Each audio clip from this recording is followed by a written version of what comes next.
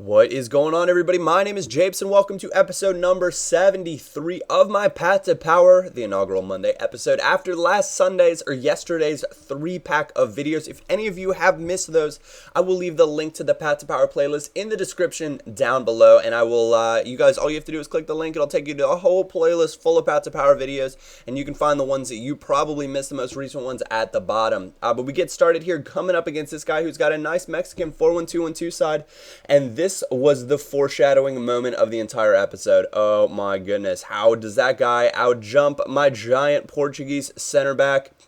I know you can say, yeah, he beat him to the ball, he ran near post, and yes, he did, I agree.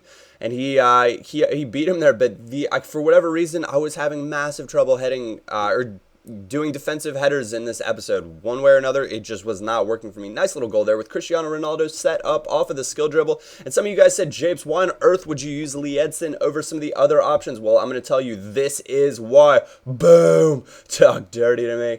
Absolute banger from Lee Edson right into the back of the net. A little thunderbolt there in the 28th minute from him. We're going to watch that replay back. He's got 4-star skills, so really, I found in FIFA 12 more over than past FIFAs. Like, 4-star skills are plenty for me. I don't necessarily need the 5-star skills. The chop and the advanced rainbow and the roulettes and even the Burba spin just do it. That's enough. I tend to not need more than that. But Ronaldo plays in Lee Edson very nicely right there. He's going to take a little roulette by the goalkeeper and tuck it away to give us a 3-2-1 lead there in the 35th minute.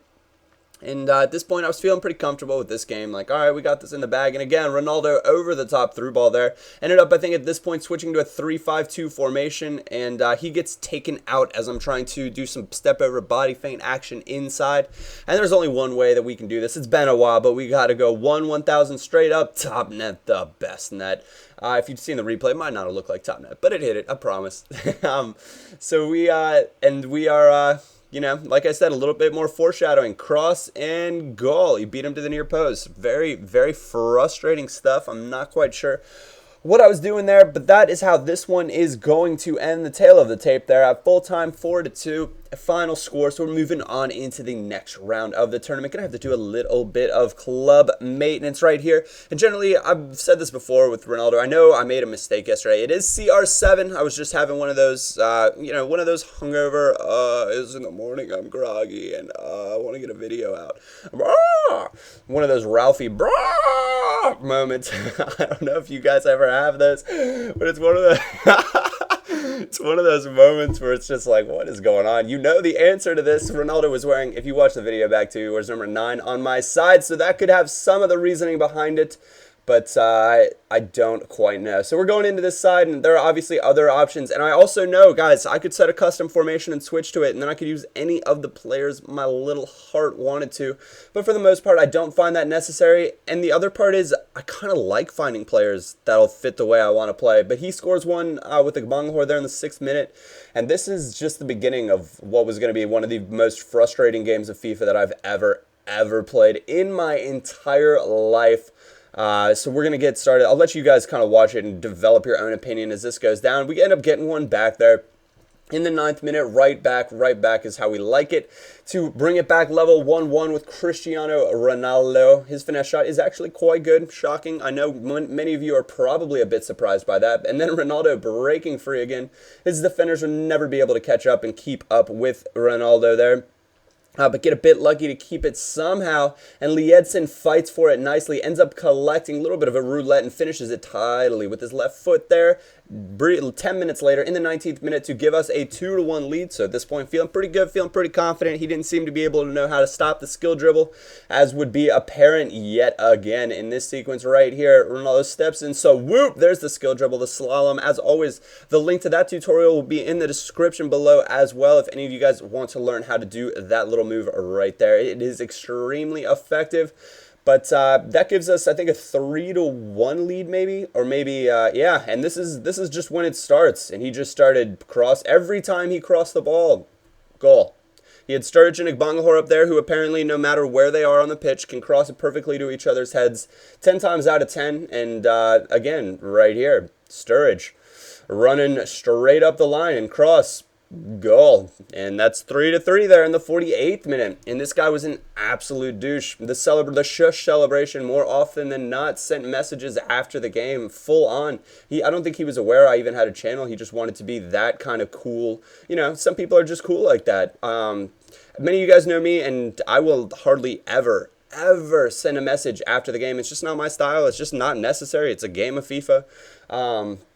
But I just could not figure out how to stop the cross. It happened every time. So now we're down 4-3, and there's 5-3 right there. My defenders just felt all sorts of out of sorts all the time, and I just felt helpless. Like, even if I felt like I was in a good position, I could not get into a better position, I guess, to win the header, or still I wouldn't win the header, and his players would just fly over me and head it in. But Ronaldo pulls one back for us there in the 88th, and at this point I was thinking, all right, I might be able to do this. I'd had some chances before that I could not collect on, but that is how that one essentially is going to end. 5-4 after a very, very disappointing loss. So as per usual with losses, I will be. This is this guy just checking the message. KKKKKK loser. What kind of message is that? And I was like, all right, douchebag.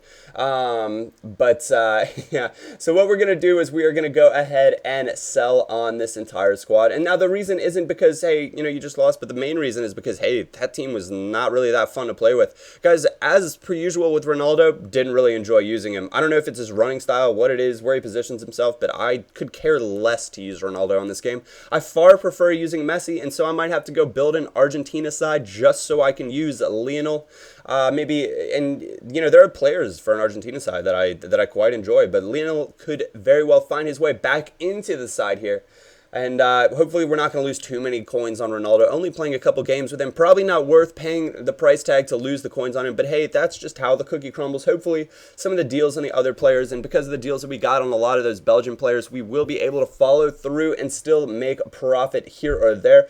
Manuel da Costa, I praised him in the previous episode. And in this, like the 2 games I played with him today, he was the one that got beat on a bunch of those headers. I was just kind of like, what is wrong with you, my friend? Why aren't you winning all these headers? You were amazing before. So I don't know, guys. I got to work on my defensive headers, solidify my game a little bit. But that's the first time we'd lost in this Path to Power in a long time. I think we were at like, actually, I don't know, maybe 118 and 20 or something like that. So we won like a lot of games right in a row. So it's bound to happen. Everybody does lose here or there. But we're coming to a close of this episode. If you guys did enjoy it, please leave a rating. It does help me out, and it lets me know how you guys are enjoying this series. Other than that, we will probably have Path to Power out Tuesday, Deck Decider out on Wednesday. My name is Japes, and I will catch you all next time. Oh yeah, and I probably will be streaming today, so be on the lookout for my Twitter for that. Thanks. See ya.